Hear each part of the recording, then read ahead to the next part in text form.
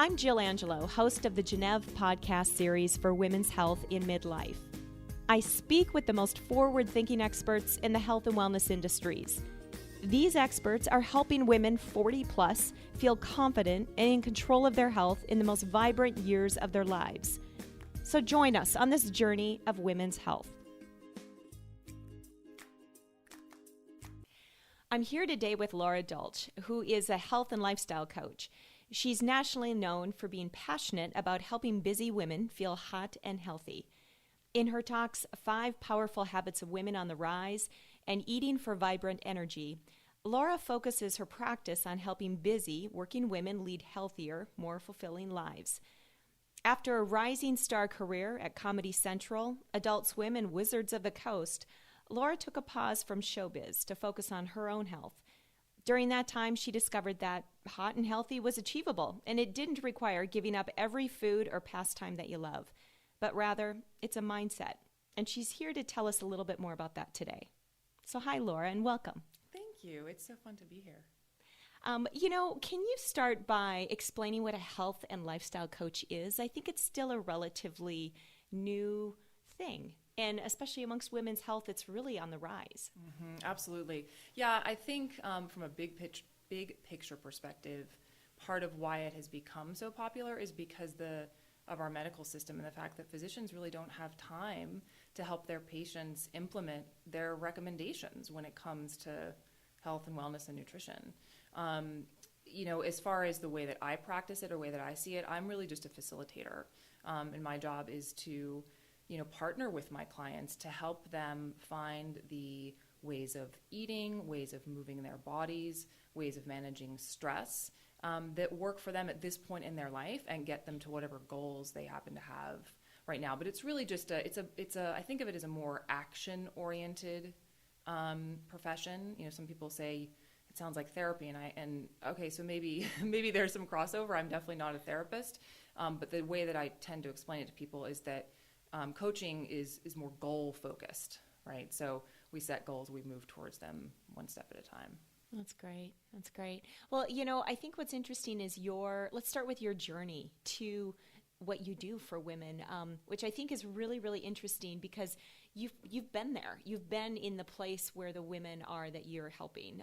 You started, I think you've got a background in psychology, but then you went on and had this incredible marketing career at Comedy Central in New York City, one of the busiest places, I think, on the planet.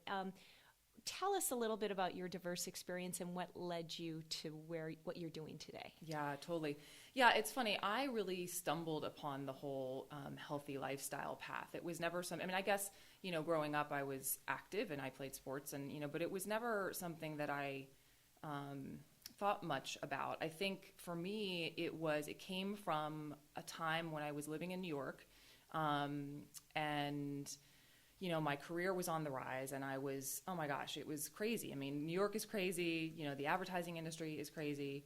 It's a very high pressure, very competitive environment. And I think what happened for me was that I just sort of hit a wall where I didn't feel like myself anymore. And I at the same time happened to stumble upon sort of this rising idea of farm to table food and sustainable agriculture and social entrepreneurship. These were all these ideas that I was being exposed to in New York, and somehow it became like this perfect storm. The first Whole Foods in New York opened up down the street from me, and I had also been exposed to sort of the ideas of naturopathic medicine when I lived in Seattle prior to moving in New York. So anyway, all these things kind of conspired to make me just curious about these ways of living.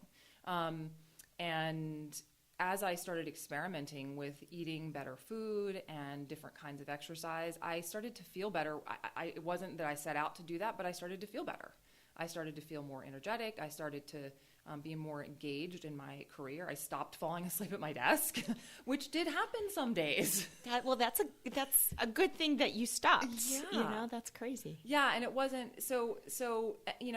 I think my path is probably similar, to a lot of my clients. They hit a wall and don't know how. They've been successful in lots of different areas of their life, but they can't quite figure out how to fit all of this stuff into their lives. All this stuff, meaning self-care.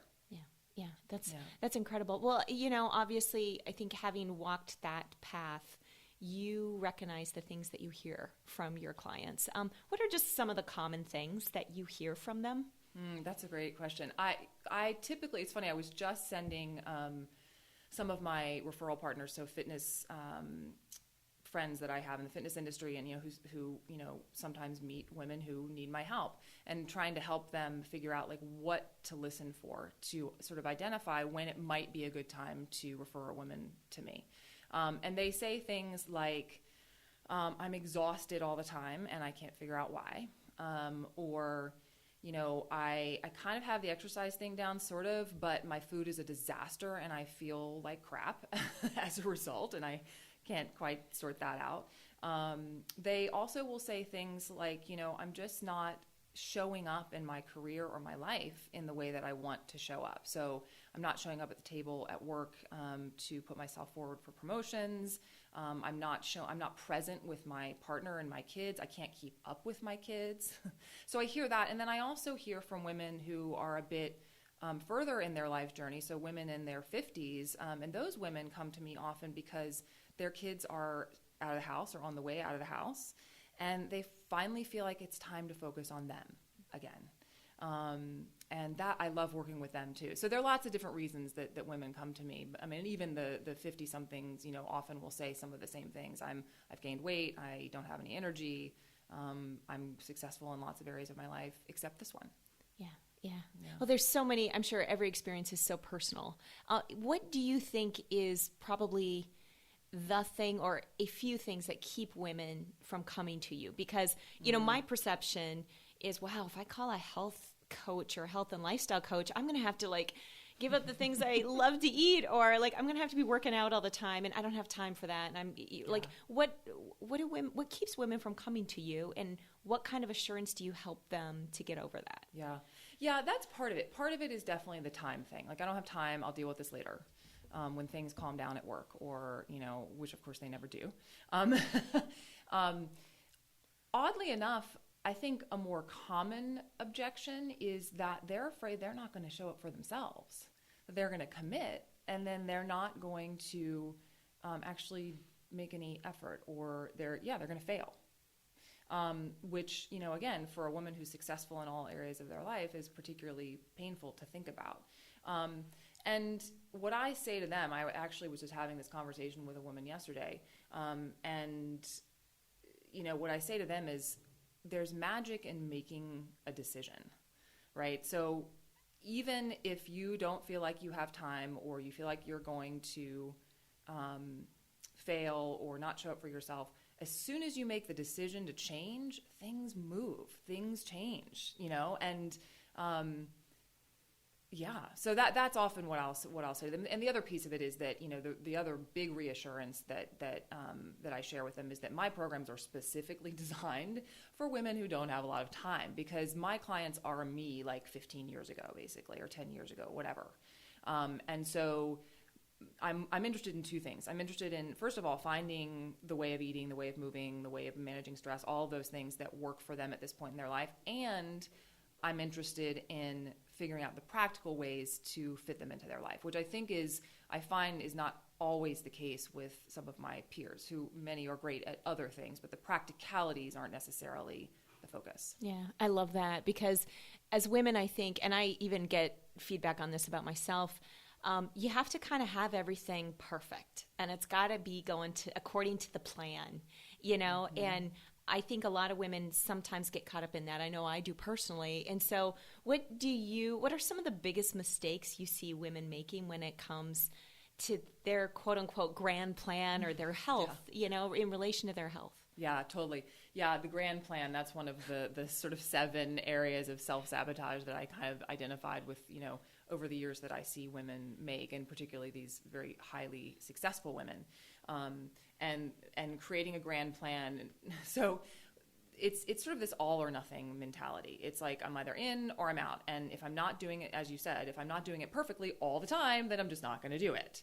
And I get that. That's sort of how I still am sometimes. So that's a huge barrier, I think, is to create, to say something like, for example, okay, starting today, I'm going to exercise every day for the rest of my life. Well, no, you're not, and that's okay. Right? And no one expects you to do that. And so you set yourself up to fail automatically. You've already failed, right?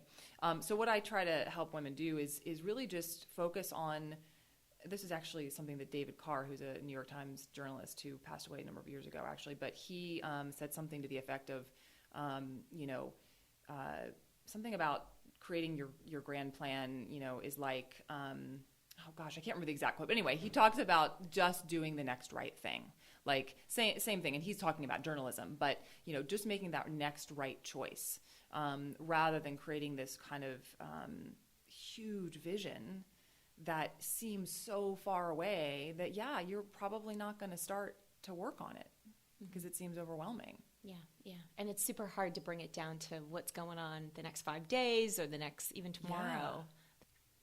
Yeah. I'm sure you've worked with all types of women, but why don't you tell us about a customer or a client story that it was just really a challenging journey for her and for you as her coach. Yeah. The client that comes to mind has actually become a friend. Her name is Helen, and she was a challenging client, and she knows this. I have told her this. She has copped to it.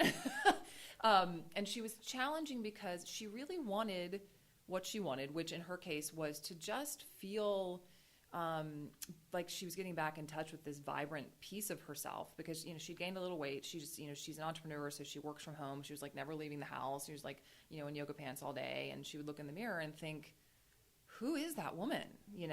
So she really wanted to feel better, and yet when we finally started working together, she just wasn't doing what we were talking about. And, she week to week we'd go by and be like, so Helen, how'd that go? Well, I didn't really do that. And so I think what finally clicked for her, there were two things. One was that, and she has said that I somehow had this knack for figuring out what to let go and what to push her on. Because I do let some things go. Because sometimes I'm like, okay, well, that's clearly not the right thing. If you're not doing it, it's not the right thing, right? And so I think that was part of the tipping point for her, was realizing that I wasn't expecting her to be perfect. And also, she was one of those clients who really benefited from making tiny little changes. So for example, exercise. It was like a freaking nightmare to get her to move her body.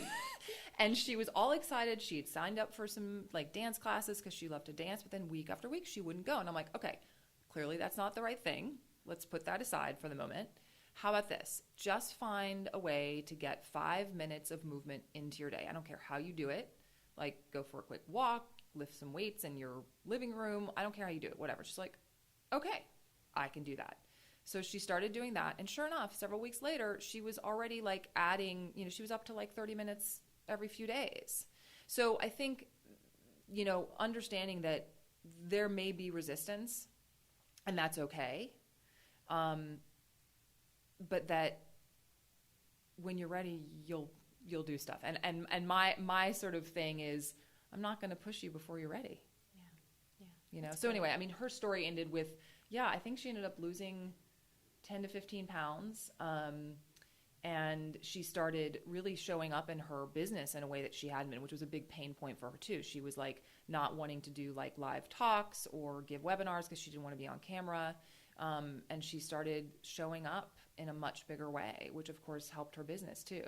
And not only that, but she started getting compliments from friends, and which felt really good, as well. So I guess, even if you are in that resistant place, you can still make it happen. Yeah, that's great. I think it's also wonderful to think about feeling and looking and being your best when, it's not just, it doesn't just come down to weight.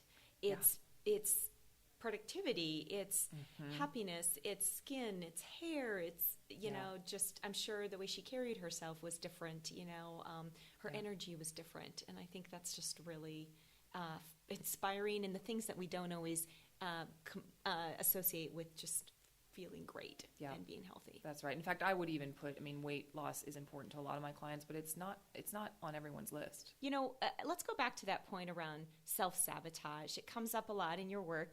Can you explain what you mean by that and how do you approach it? Yeah, well, I think, let's see, how do I define self-sabotage? Well, it's the things that we do when we're like all psyched up to do something, right? Whether in this case, get healthy. We're like, okay, I'm going to do it. And then, we don't. And that can show up in, the grand plan, like we talked about. It can show up in this sort of what I call like the lone wolf fallacy. Like, I can do it myself. I'll be fine. I don't need any help with anything. And that shows up in lots of areas. It's basically any behavior that gets in your way of you achieving your goals that you're doing to yourself. And we do this all the time. We're it sounds so cliche, but we really are our own worst enemy, especially I think when it comes to self-care. And I don't know why that is. It shows up in other places too. But it's really anything that whether it's a mindset that you have or an excuse that you make, so to speak, anything some barrier that you put in your own way to reaching your own goals. Mm-hmm. Mm-hmm. Yeah. I in the past have run marathons and I loved marathoning, and I got to a point where I had to really trust the plan. Otherwise, you're worried you're not ready, or should I be feeling this terrible on my 20-mile run because totally. Whatever. And I'm not saying that you have to go out and run a marathon to know what self-sabotage feels like, but I experienced that so many times when I was setting out to do something. And it's definitely a mind game. Yeah. One unique thing you offer that I want to kind of plug to our Genev readers listeners, is a free guide on your website that's all about what's your unique way of getting out of your own way. It's at Lara Dalch, Laradalch.com on your website. Tell us a little bit about that guide, because it sounds like you address this notion of self-sabotage or just getting out of your own way. Yeah. And the reason I do that with that free guide is because I find that is for the women who make the decision to work with me. That's the step just before they make that decision, right? So they're in this place of self-sabotage just before they call me or just before they're like, okay, I'm ready. So the goal of that guide is to help them get over that hump, really. So what can I tell you about that guide? Really, it's the seven most common ways that I see. And of course, I'm going to try to rattle them off the top of my head. So having a grand plan is one of them. Ignoring the positive and focusing on the negative is another, right? And we are human. It's we all do that. Yeah, Totally. I love that. Totally. Depending solely on willpower and deprivation is another one, which, of course, growing up in a dieting culture, many of us have been taught to do, and it just doesn't work long term. Wanting instant gratification, this is another one, right? So instead of focusing on the things that do happen quickly, like when you start exercising, for example, you sleep better. That happens fairly quickly. We're focused more on the longer term goal of losing weight or having ripped biceps or whatever it is. So instant gratification. Forgetting how to breathe, and that's code for not managing stress, right? And then going it alone, this lone wolf fallacy that I was talking about earlier, that's a big one, especially for high-achieving women. It's hard to ask for support. They feel like they failed simply by asking for support. And what I say to them, and I feel like I'm a broken record because I've been saying this to women all week with new clients, is I actually think it's the most courageous thing in the world to ask for that, especially when you're a high-achieving person. And then finally, the last one that I see is not sort of being in touch with why they want what they want. Why do they want to lose weight? Why do they want to be more trim, whatever it is, because there's always a deeper reason. And I find that health and wellness goals are often very surface. And that's okay. They're perfectly valid goals. But what I encourage people to do is to keep asking themselves why until they literally can't come up with any other answer. You act like a toddler. Why, mommy? Why, mommy? Over and over again until you figure out what's really underneath it. Yeah. So those are the things that I see. And in that guide, I sort of share more about how to kind of diffuse them. That's great. And move forward. That's great. You know, the one I just have to dig into was the second to the last one around asking for help. What does asking for help sound like? Well, and I actually like to think of it as asking for support more than asking for help, because somehow that feels more empowering. And you know, I always say to my clients, I'm your partner in this. I'm sort of standing beside you on this journey, you know, but you're the one making the choices and doing the work, really. So I think, what does asking for help sound like? It sounds like, for example, I spoke to a woman this morning who said, I'm sick of tired of feeling sick and tired. I mean, right? So there's one example of asking for help. A woman I spoke to yesterday, who's another new client, she was basically saying, I've done this, I've tried so many things. I've tried diets, I've tried it all, and none of it lasts. So that's another way that I hear women ask for help. But those are probably the two most common, I would say. You know, I think the irony of your work is that, you know, it seems like in spite of like the latest innovations in health and medicines and lifestyle advice and all these things in our lives, we actually are less healthy, I think, as a society than we've ever been. How do you think about that? You know, is it because there's more stress or more crappy food, or we're even more fast-paced than we've ever been, or are we just more aware of it? That's such a good question. I think it's a combination of those things. I mean, first of all, I think the information overload is part of the problem. I have to often talk my clients back. I'm like, okay, don't read anything else right now for a little while. You have enough information. That's not the issue. It's how to implement it, right? So I think that's actually, I mean, it's a plus and a minus. There's tons of information out there to consume. At the same time, it can be very confusing, and I think causes people to not listen to their own bodies, which is a big piece of my work too, is teaching my clients how to tune into their bodies and ignore the rest of the expert, so to speak, advice. And even mine, like if my advice doesn't resonate with their body, then it's not the right way for them to go. So that's part of it too. And I think, I also think, as you mentioned, you know, our agriculture and food system is a disaster. So that's not helping, and we're subsidizing the wrong things. And so, you know, the price of organic foods and, you know, farmers market food are inflated, or actually it's really the reverse, that the other things are deflated, the less healthy things. So, you know, it's a perfect storm. And then you add our busy lives into it too. We, you know, in a culture where we're expected to never take breaks and, you know, work 12, 16-hour days, and it's just not sustainable. Yeah. It really isn't. And I think it also, you know, earlier when you were talking about what a health and lifestyle coach is, you talked a little bit about, you know, women come to me when kind of going to their doctor isn't working for them anymore, or it's they want someone different than their doctor or their physician, or they're not quote unquote sick enough to go to the doctor. Like, how do you see you as an alternative? Or even, I think earlier you said women come to you when they don't know what else. They've tried lots of other things. Right. Why are you this other alternative, and why aren't the other things working? Yeah, well, I don't necessarily see myself as an alternative, certainly not as an alternative to physicians. I see myself as a partner to them. And I have, I would say probably all of my clients have other helping professionals, in you know, the big picture term, working with them at the same time.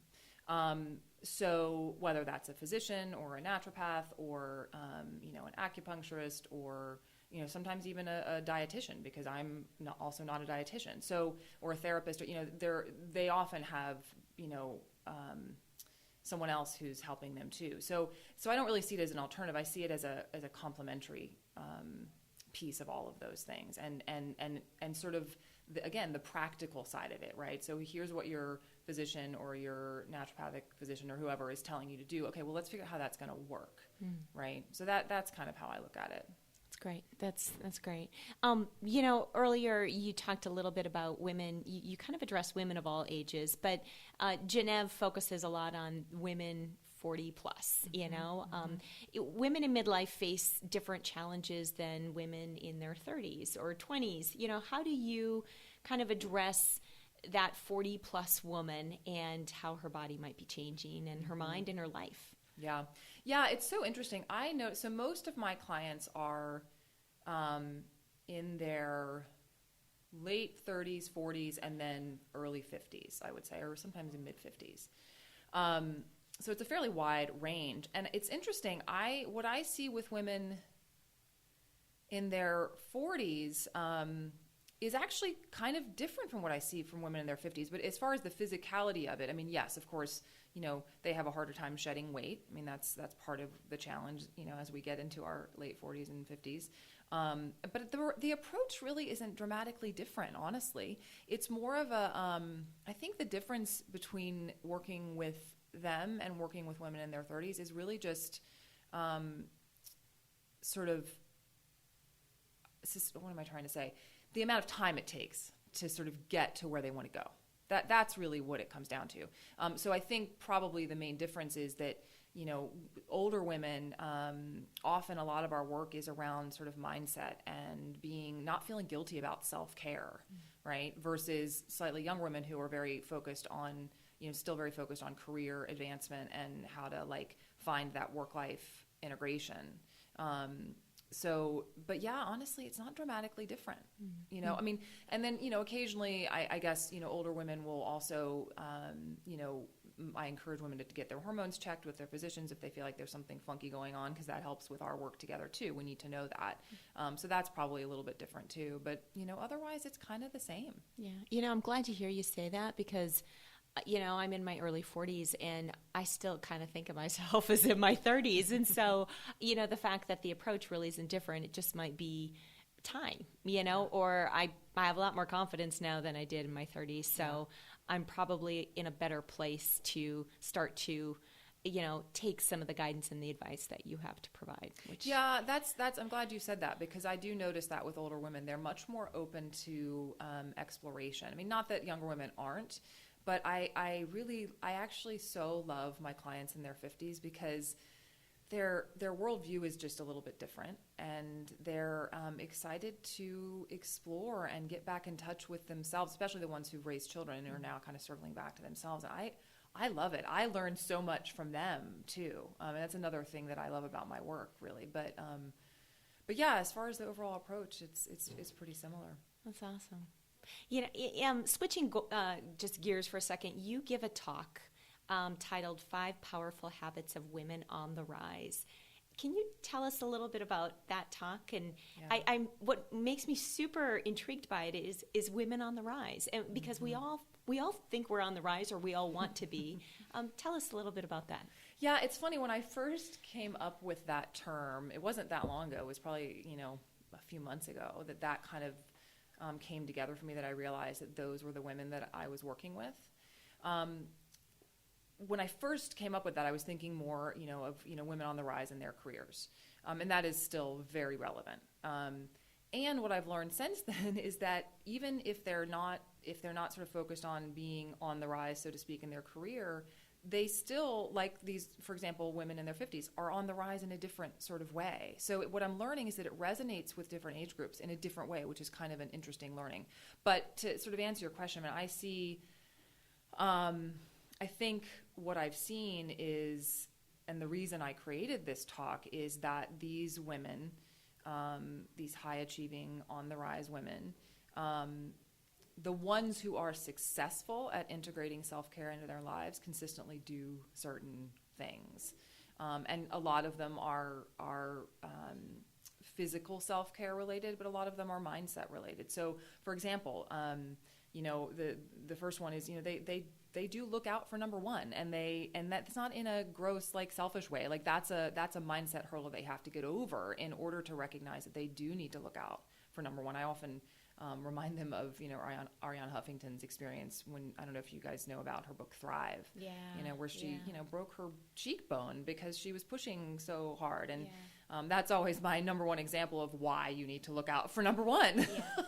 Literally. Literally, in order to be successful. So Yeah, and I'm happy to talk about some of the others, but that's probably the biggest one. The other, just to give you a couple of others, I mean, that, one is making mindful daily choices instead of attempting sort of wholesale change. So that kind of goes back to that whole grand plan idea, right? Mm-hmm. So really focusing on individual choices day to day that add up over time. And it sounds so cliche, but that really is the heart of my work, is reprogramming our brains to realize that that's the way to do it, rather than going on these extreme diets and extreme exercise programs. And so anyway, I'm happy to keep talking about those, but that's just a couple of the ones I see. We're going to have to, when your next talk comes up, that's a public talk, we'll have to start promoting those to Genève listeners. So that might actually do one here. That's excellent. Yeah. So. Well, just to kind of in closing, because I think, gosh, there's so many ways we could go about this, but what's one piece of advice you have found most useful as women consider working with someone like you as a health and lifestyle coach? Interesting. Just to be open to going a little bit out of your comfort zone and looking at things differently. Because again, we're so programmed to say, okay, well, I'm just going to try this new diet, or, I'm going to follow this strict, plan. And so it can feel a little bit uncomfortable to not do that. I notice a lot of women with a lot of anxiety sometimes when they first start in my program, because they're like, wait, where's the strict plan? And, there isn't one. So I think that's a big thing, is to be open to experimenting and tuning into your body and looking at things differently. And also just, as this woman who I mentioned earlier that I was just talking to, I'm actually going to quote her because I thought what she said was so great. She's like, nothing happens in life until you decide. I have decided I am sick and tired of being sick and tired. So making that decision and having that be the beginning. That's great. Yeah. Well, thank you again, Laura. This was just such a pleasure, and I know we've only cracked the book. Again, I'd like to remind our listeners that they can go to laradalch.com/free-guide to go ahead and download and take the guide that really addresses, what's your unique way of getting in your own way, which I love. I love kind of the title and the whole topic of it. That will address kind of those sabotage areas I think that we tend to put on ourselves. And it's available, again, for free on our website, laradalch.com. Go there, check it out, read her story. And it's just been a pleasure to talk to you today. One other thing I would like to mention, we're coming to you live today from the new and very cool digs of The Riveter, which is a new all-women's co-working space located in Seattle, Washington. And Seattle's just the start to their dream of what this facility and this whole community can do. If you're ever in Seattle, this is a place where women come to get work done, meet with other women, and even nurture their health through their incredible health and wellness program. And you can learn more at theriveter.co. Thanks again to all of our listeners, and stay tuned for our next podcast in the Genève series. And it's going to be all about sex, intimate health, and what it means to feel kind of hot in our midlife years. So stay tuned. Thanks for listening to the Genève podcast series. We welcome your feedback at geneve.com. That's GENNEVE.com. You can follow us on Facebook and subscribe to us on iTunes or Stitcher, and you'll never miss an episode. The Genève podcast series is produced by Shannon Perry. Theme music by Smitty. And until next time, watch the Genève website for new stories and offers, all dedicated to women's midlife health.